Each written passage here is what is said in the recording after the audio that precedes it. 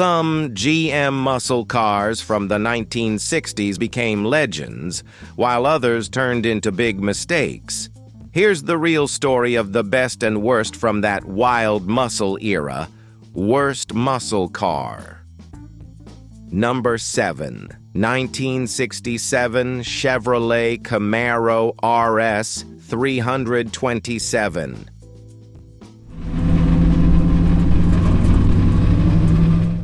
The 1967 Chevrolet Camaro RS 327 had a lot of excitement when it first came out, but it also showed why not every muscle car was perfect. Even though Chevrolet did many things right in the 1960s, this Camaro had some weak spots that made it one of the worst muscle cars compared to others of its time. Starting with the looks, the Camaro came with the Rally Sport appearance package. It had Bolero red paint, a white vinyl top, and a white bumblebee nose stripe. The car looked flashy, but sometimes it felt like it was more about style than true muscle car strength. Moving forward, the original 327 cubic inch V8 engine sounded good on paper, but it did not deliver the heavy power muscle car fans really wanted. It had enough speed for everyday driving, but lacked the punch needed to race ahead of the crowd. Inside, the Camaro had a correct Parchment Deluxe vinyl interior with a tilt steering wheel and bucket seats. The interior looked nice, but many people found the space cramped, especially for taller drivers and passengers. Even though it had a modern, direct-fit audio system, it could not hide the fact that the cabin was still small and not super comfortable for long trips. Under the hood, the car came with a correct Saginaw 4-speed manual transmission with a Muncie shifter and a 10-bolt rear axle. However, the factory power steering and power drum brakes felt soft and slow, not giving drivers the confident feel they wanted. Consequently, these problems made it clear that the Camaro RS 327 was not as strong in performance as other muscle cars.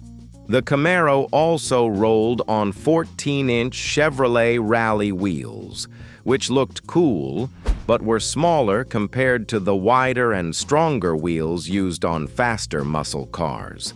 The custom exhaust system with an H-pipe crossover and Flowmaster mufflers gave it a nice sound, but the performance still did not match the roar. Even though it had features like an automatic power convertible top, manual windows, lap seat belts, and a working AC and heater, these extras could not make up for the weak driving experience. Overall, the 1967 Chevrolet Camaro RS 327 showed that looking good was not enough to make it a true muscle car champion.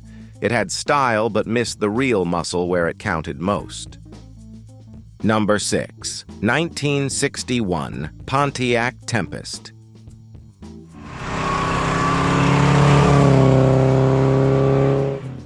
The 1961 Pontiac Tempest is a car that shows how even the biggest car companies can sometimes miss the mark. When Pontiac built the Tempest, they wanted to be different from the Ford Falcon and the Chevrolet Corvair. They tried to create something special for people who wanted a smaller car. However, the Tempest proved that being different does not always mean being better. In the late 1950s, American car makers were looking for smaller cars because of a big recession. Ford made the Falcon, which sold really well. Chrysler made the Valiant, and even smaller companies like Studebaker and AMC had their own compact cars. General Motors decided to offer many kinds of compact cars, from the very different Corvair to the simple Chevy 2. Somewhere in between, Pontiac introduced the Tempest. At first, the Tempest sounded like a smart idea. It shared a body with the Buick Special and the Oldsmobile F85, but it had a totally different drivetrain. Moving forward, this is where problems started. Instead of using a regular setup, Pontiac made the Tempest with a strange, flexible drive shaft called a rope drive. It connected the engine in the front to a transmission in the back.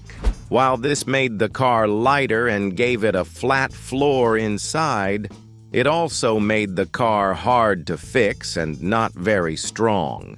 The story of why Pontiac made the Tempest this way shows even more problems. Pontiac's boss, Seaman E. Knudsen, did not want a badge-engineered version of the Corvair. He thought a rebadged Corvair would be hard to sell because it was air-cooled, had no grille, and would cost more money. So instead, Pontiac tried to make something very different. But it ended up being confusing and not very reliable. Inside, the Tempest looked normal enough, but its strange mechanical parts made it drive in odd ways. It was hard to control on the road, and the flexible drive shaft could break easily.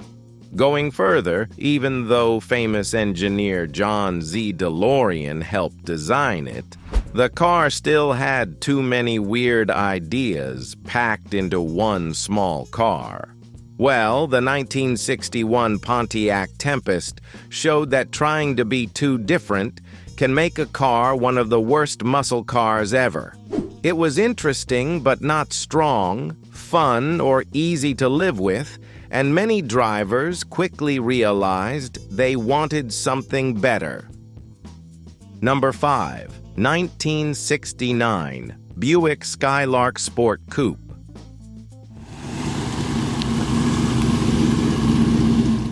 The 1969 Buick Skylark Sport Coupe is a good example of how not every muscle car from the 1960s was great. Even though Buick made some strong cars, the Skylark Sport Coupe had enough problems to make it one of the worst muscle cars of its time. Slowly, it showed that looks and power are not everything when the full package does not come together. First of all, Buick added a new hood blister for the fancier GS version. It had an air intake with badges showing the engine size, and the GS 400 scoops pulled air into a dual snorkel air cleaner. That sounded exciting, but for regular Skylark Sport Coupes, there was not much to brag about. Moving forward, Buick removed the bright strips from the front fenders, and overall, there was hardly any shiny trim left. Only the wheel well moldings and 5-spoke chrome wheels added a little style, but even those could not hide the plain design. Up front, Buick gave the Skylark a new egg crate grille with big holes. Dual paint stripes followed the body lines, but the missing front vent windows made the car feel less comfortable.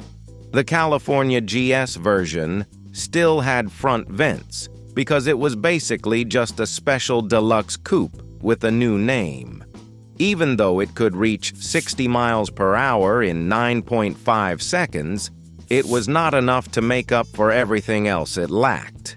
Next, Buick swapped out the old super turbine transmission for the new Turbo Hydra-Matic. Acceleration fans liked the Stage 1 engine package, which raised the GS 400's horsepower from 340 to 345. It came with a high-lift cam, special carburetor, dual exhausts, and a 3.64-to-1 posi traction axle. However, these goodies were mainly for the GS model, leaving the regular Skylark Sport Coupe behind in excitement. Going further, the Skylark and GS models suffered from serious rust problems. Buick's fit and finish were also not very good during this time. Also, these quality problems made owning a Skylark less fun. Even though Buick managed to sell a good number of cars and moved back into 4th place in industry sales, the trouble with rust and sloppy construction hurt Skylark's reputation. Looking ahead, Buick would soon bring even bigger engines in the 1970s, but for the 1969 Skylark Sport Coupe, the problems already made it one of the worst muscle cars of its time. Number 6. 1962 Pontiac Catalina Super Duty.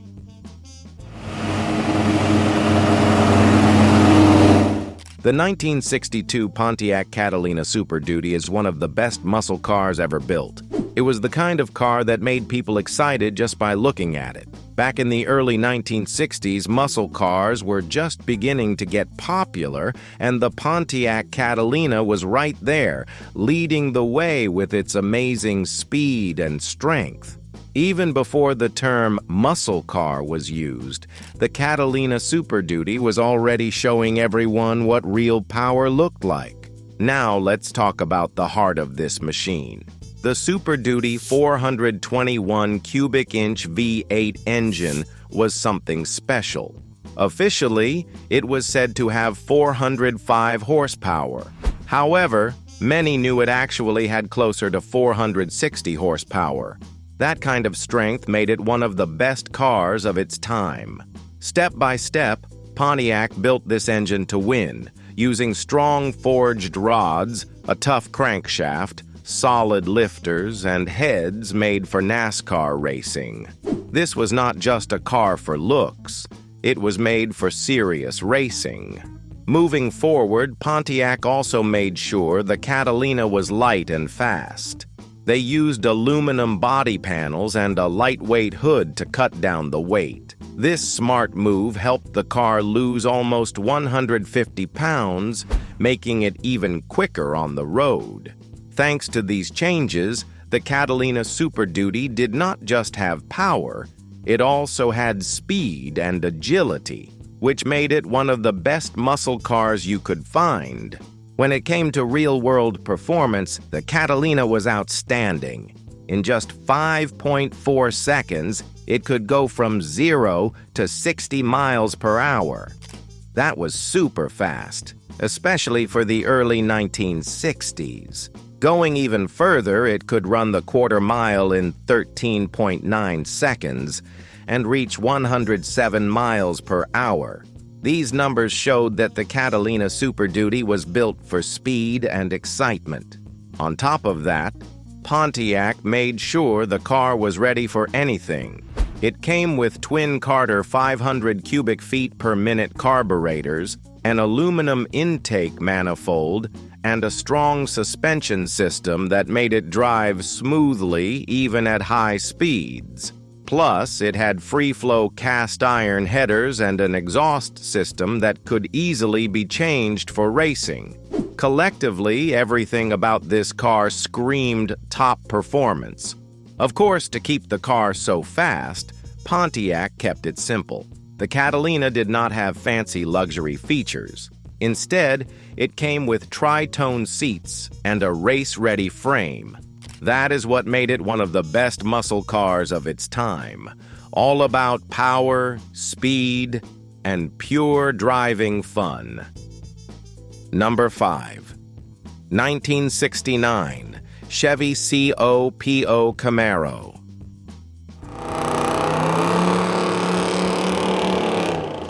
The 1969 Chevy COPO Camaro is truly one of the best muscle cars ever made.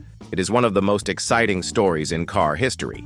Back in 1969, Chevy was already famous for making fast cars, but they wanted to do something even bigger. With the help of the Central Office Production Order, or COPO, smart dealers found a way to put a huge engine into the smaller and lighter Camaro.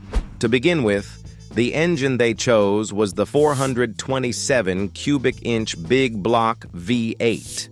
This powerful engine made 425 horsepower, which was an incredible amount of power for a car this size. Moving forward, it was the same engine used in top Corvettes and big Chevrolets, but now it was inside the quick and agile Camaro. Because of this, the COPO Camaro became one of the fastest and strongest cars on the road.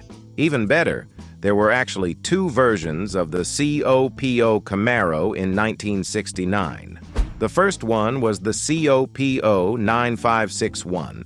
It came with the strong, solid lifter L72 iron block 427 engine. About 1,015 cars were made with this setup.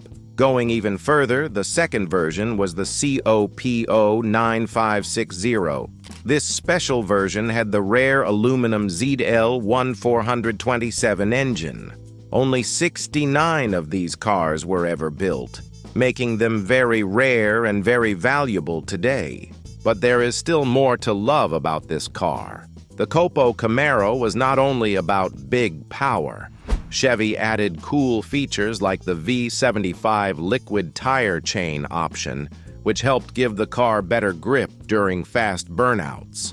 Well, everything about the 1969 Chevy Copo 427 Camaro was made for speed, excitement, and pure performance. It stands proudly as one of the best muscle cars in history, built to be fast, powerful, and unforgettable. Number 4. 1965 Pontiac GTO Tri-Power. The 1965 Pontiac GTO Tri-Power is truly one of the best muscle cars ever made. It had everything a great car needed at the time: power, style, and strong racing roots. Pontiac took their regular Le Mans car and turned it into something special by adding the GTO trim. But more importantly, for the year 1965, they made big upgrades that took the GTO to a whole new level. First of all, let's talk about the engine. The GTO came with a 389 cubic inch V8 engine that already made a strong 335 horsepower at 5,000 revolutions per minute. But even better, the real star was the Tri-Power version. This powerful engine used 3 carburetors working together, making a huge 360 horsepower at 5,200 revolutions per minute. Thanks to a better camshaft and smarter exhaust design, the Tri-Power GTO had even more speed and strength. Now, moving on to handling and looks, Pontiac did not just stop at the engine. They made the GTO stronger on the road with better brakes, heavy-duty shocks, and a stronger anti-sway bar. This made the car stay stable and safe even when driving fast. On the outside, it looked amazing too. Pontiac added shiny chrome valve covers and oil caps that made the engine bay sparkle. On the inside, the car had Morocide-covered bucket seats for comfort. And buyers could also add fun options like a center console and a custom sports steering wheel. Even better, the 1965 GTO was built for more than just straight-line speed. Pontiac gave drivers 4 different transmission options to choose from, including a close-ratio 4-speed manual that made shifting quick and easy. Thanks to a 3.90-to-1 final drive ratio, the car had super strong acceleration. Plus, buyers could add extras like power steering, a limited slip differential, and tough steel rally wheels that gave the GTO an even cooler, tougher look. Going further, Pontiac made sure the GTO handled all kinds of roads well. They used extra-duty springs and shocks, plus wide oval tires for better grip. At around 3,660 pounds, the GTO was solid enough to feel strong, but still light enough to stay fast and agile. The 1965 Pontiac GTO Tri-Power showed why it is still one of the best muscle cars in history, built for both exciting speed and smooth driving. Number 3, 1965 Buick Riviera Grand Sport. The 1965 Buick Riviera Grand Sport is truly one of the best muscle cars ever built. When we needed a strong and stylish car for a trip from Detroit to the Chicago Auto Show, Buick was the first name we thought of. Every Riviera we had ever driven was exciting, and the Grand Sport version promised even better suspension, more power, and a winning look. As we stepped outside into a heavy blizzard, our green Buick Riviera Grand Sport was waiting at the curb. The car looked stunning in British racing green paint with skinny white-wall tires and the best-looking wheels we had ever seen. Stepping inside, the black interior with simulated oiled walnut trim was simply beautiful. The materials, the instruments, and even the seats all showed that this was a very expensive and well-made automobile. Next, we opened the trunk and found a surprise. Most of the trunk space was taken up by a center-mounted spare tire. We had to move our luggage around a few times before it all fit. A funny moment happened when we slammed the trunk shut on our publisher's coat sleeve, causing tiny holes and a lot of colorful words. After getting all packed, we climbed inside and started our journey. Right away, the Grand Sport's special exhaust rumble made us smile. Inside, it was smooth and very quiet. Cruising on Interstate 94 was effortless. We set the cruise control to 77 miles per hour, and the car took over, keeping the speed perfectly. Moving forward, the Riviera proved to be very comfortable. The front seats gave good support, and the six-way power seat adjustment helped everyone find a good position. The controls were easy to reach, and the instruments were clear and simple to use. The steering was not very full of feeling, but it was accurate and quick enough for most drivers. The handling of the Grand Sport surprised us. On a fast 85-mile-per-hour bend, the car stayed rock steady with almost no body roll. However, this car also took a sharp 30-mile-per-hour corner too fast, and then the car felt out of control for a moment. So, it used the brakes and steering to bring it back safely. Driving through strong crosswinds showed another small problem. Like many big General Motors cars of the time, the Riviera struggled a bit in heavy winds. Even so, the Grand Sport handled better than most big cars, thanks to stiffer springs, shocks, and bushings. Under the hood, the Grand Sport had a strong 425 cubic inch V8 engine, making 360 horsepower and 465 pound-feet of torque, connected to a 3-speed automatic transmission. It made driving very easy and fun. Gradually, the 1965 Buick Riviera Grand Sport proved it was one of the finest muscle cars on the road. Number 2. 1966 Oldsmobile 442. The 1966 Oldsmobile 442 is truly one of the best muscle cars ever made. The name 442 came from the car's special setup of a 4-barrel carburetor, a 4-speed manual transmission, and dual exhaust. Some people even say the 2 stood for a positive traction rear differential. At first, the name was always written with hyphens, and even when the outside badges later showed just 442, Oldsmobile kept using 442 inside their papers. Now, moving to the outside, this car is a real showstopper. It shines in its factory burgundy mist paint, which looks almost perfect, although you can see how much care went into restoring it. There is just a tiny spot of rust bubbling on the trunk lid, but everything else looks clean. The burgundy vinyl roof is fresh and smooth. There is lots of shiny chrome on the bumpers,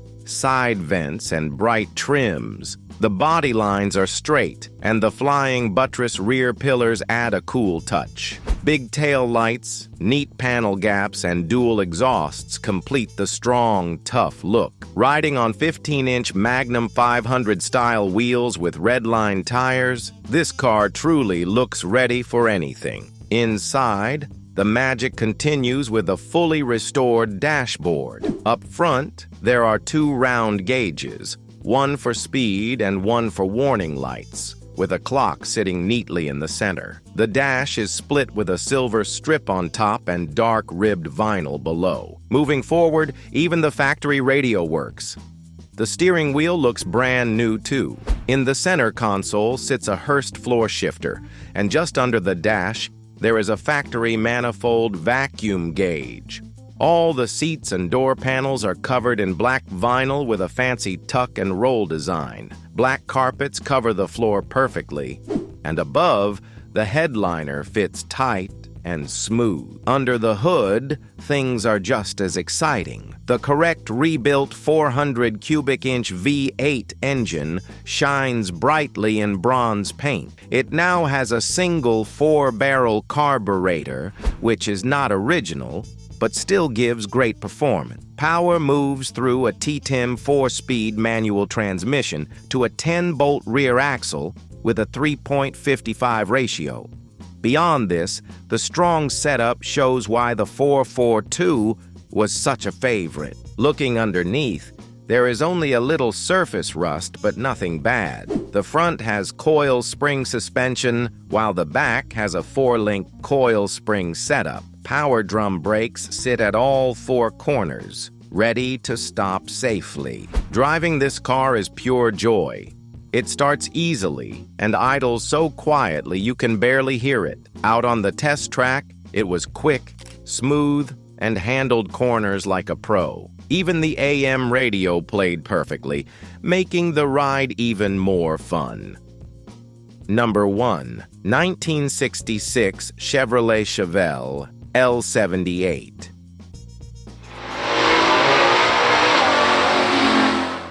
The 1966 Chevrolet Chevelle L78 is truly one of the best muscle cars ever made.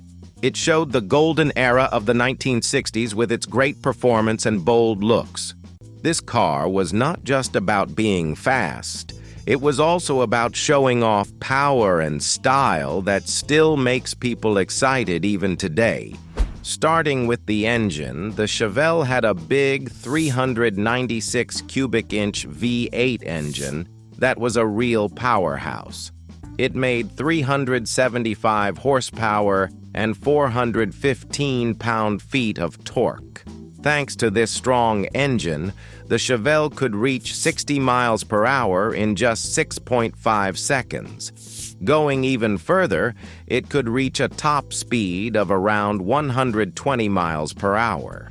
Even though the fuel economy was about 12 miles per gallon, nobody cared about saving gas. It was all about the thrill and fun of driving. Moving on to the outside, Chevrolet gave the 1966 Chevelle a brand new look. The body was lower and wider, giving it a more aggressive stance. Not only this, they made it even cooler with a blacked-out grille, a 4-headlight setup, and fake air intakes on the hood. The rear window had a flying buttress design that made the car look sharp and modern. It really stood out from all the other cars on the road. But not just looks made this car special. Chevrolet made sure the Chevelle could back up its tough appearance with real performance. The L78 engine was built for both speed and strength, making it a favorite for people who loved drag racing. Out of more than 70,000 Chevelles sold in 1966, only 3,099 had the special L78 engine, making it rare and very special. Looking inside, the Chevelle Supersport had a fun mix of comfort and sportiness. It had an all-vinyl interior inspired by Malibu, but made with a more powerful feeling in mind. On top of that, Chevrolet added twin air intakes, ribbed body accents, and cool wheel covers to complete its strong and stylish look.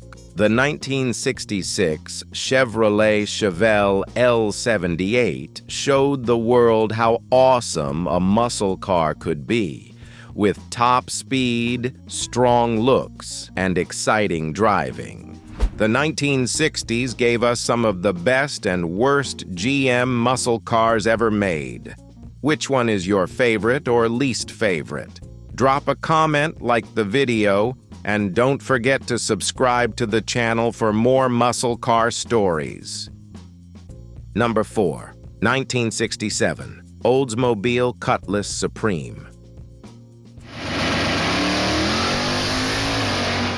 The 1967 Oldsmobile Cutlass Supreme was supposed to be a big step forward, but it ended up showing why not every car from the muscle era was a winner. Oldsmobile wanted to bring a bit of Cadillac luxury to everyday people, but the Cutlass Supreme showed more problems than real excitement. To start with, the Cutlass Supreme only came as a 4-door hardtop in 1966. It had nice features like a good-looking roofline and a name that sounded fancy. Moving forward, it had a 320 horsepower 4-barrel 330 cubic inch V8 engine.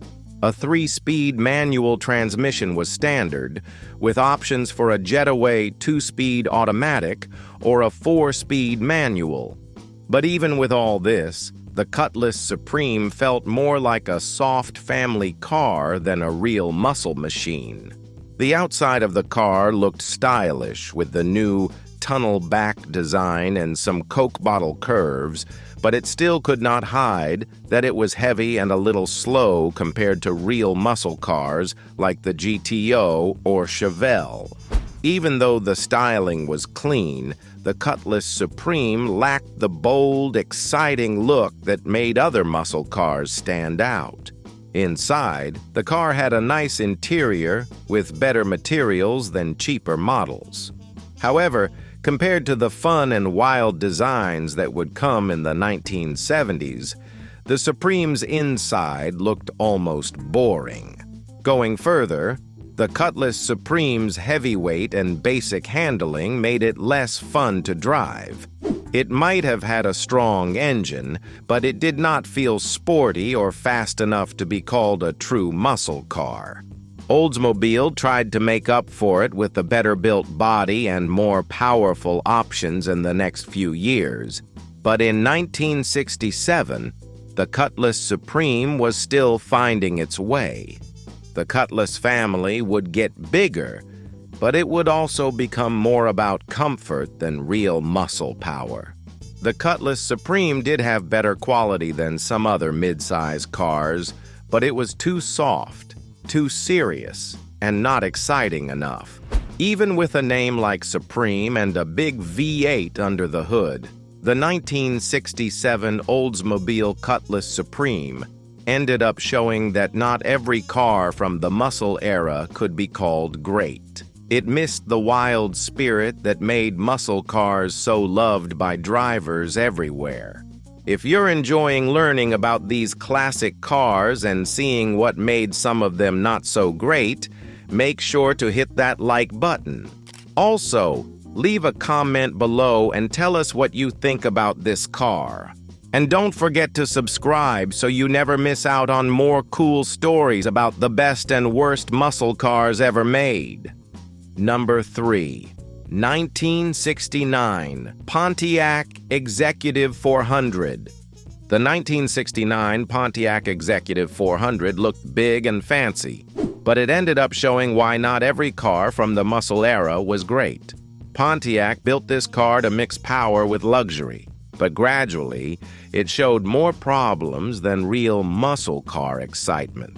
First of all, the Executive had a long hood, big body lines, and a split grille that was common for Pontiac cars.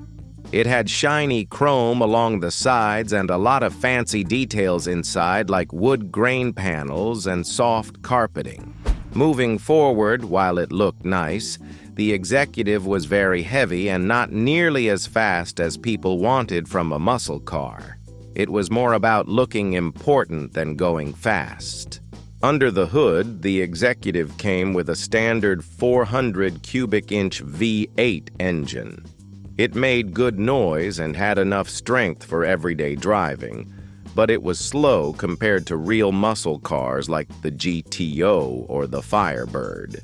The executive was better at cruising on smooth roads than racing anyone at a stoplight. Plus, it became clear this was not a real performance car. Inside, the car had lots of room and comfortable seats, but it also felt too soft and quiet. While other muscle cars made you feel excited to drive, the executive just floated along without much fun. It came with power steering and power brakes, which were nice features, but they made the car feel even softer and less sporty. Going further, the big size of the executive made it very hard to handle on tight turns. It was built for easy cruising, not fast cornering. Plus, it drank a lot of gas, just like many other big cars of the time. With the oil problems coming soon, people started wanting smaller cars, not giant gas guzzlers like the executive. Even though the executive was available in many colors like Warwick blue and carousel red, and even came as a 2-door or 4-door, none of that could hide its heavy and slow feel. The executive showed that mixing a big engine with too much luxury made it one of the worst muscle cars of its time. While other Pontiacs were exciting and fun, the 1969 Pontiac Executive 400 was more about quiet rides and big size, missing the wild, fast spirit that made true muscle cars so loved. Number 2. 1965 Buick Special Deluxe.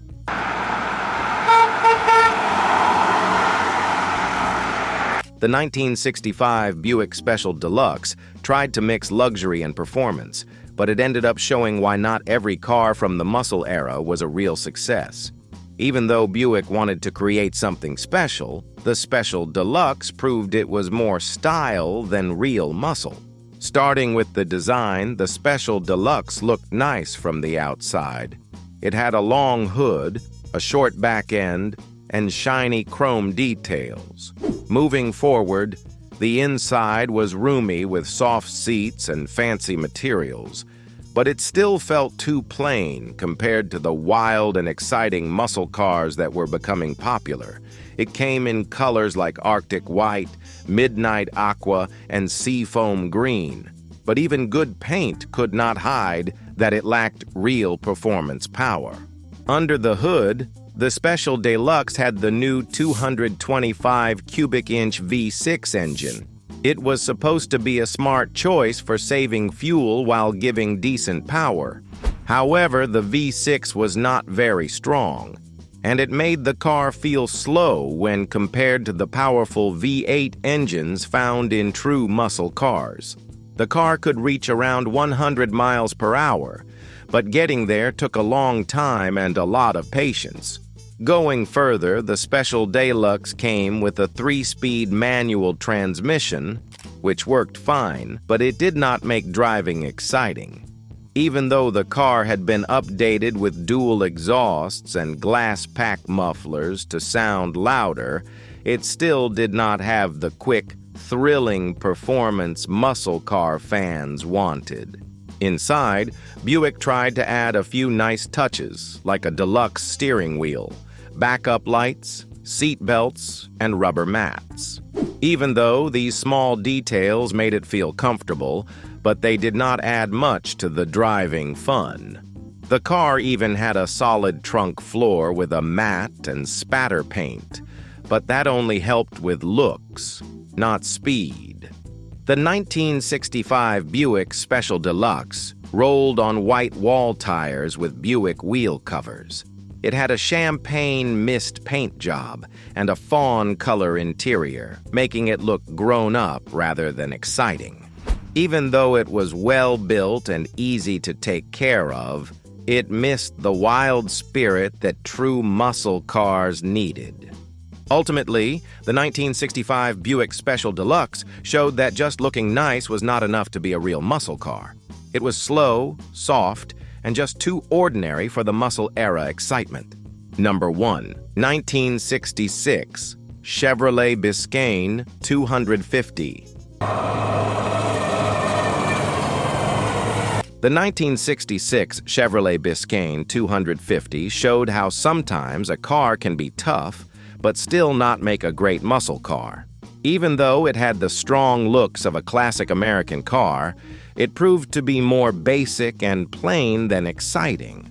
First of all, the Biscayne was the lowest trim level, even below the Bel Air and the fancy Impala. It had no fancy extras, just simple cloth bench seats, manual windows, manual steering, and non-power four-wheel drum brakes. Moving forward, while this made the car easy to fix, it also made it feel boring and old-fashioned compared to other muscle cars full of wild energy and speed. Under the hood, this Biscayne had a 250 cubic inch inline six-cylinder engine. It made only 155 horsepower, which was far too little for a real muscle car. Even though it had a decent 265 pound-feet of torque, the engine was slow and could not keep up with the fast V8 cars of its time. So it became clear that this car was not made for thrilling races. The car came with a 3-speed manual transmission on the column, which was fun for some drivers, but it did not help much with speed or excitement. Even though the seller had done some smart upgrades like adding an Offenhauser intake manifold, a bigger carburetor, and better valves and springs, the Biscayne was still not a true muscle car. Going further, the Biscayne had a big body and a huge rear cargo area, which was great for hauling things but not for quick, fun driving. It rolled on basic wheels and showed off a lot of patina and rust. Even with its cool, tough guy looks, the Biscayne could not hide the fact that it was slow and heavy. Inside, the car was simple, with rubber mats and no fancy extras. The champagne mist paint and fawn interior made it look nice at a distance, but close up, it felt tired and rough. However, the Chevrolet Biscayne 250 showed that strong looks and basic strength could not replace real speed and excitement, making it one of the worst muscle cars of its time.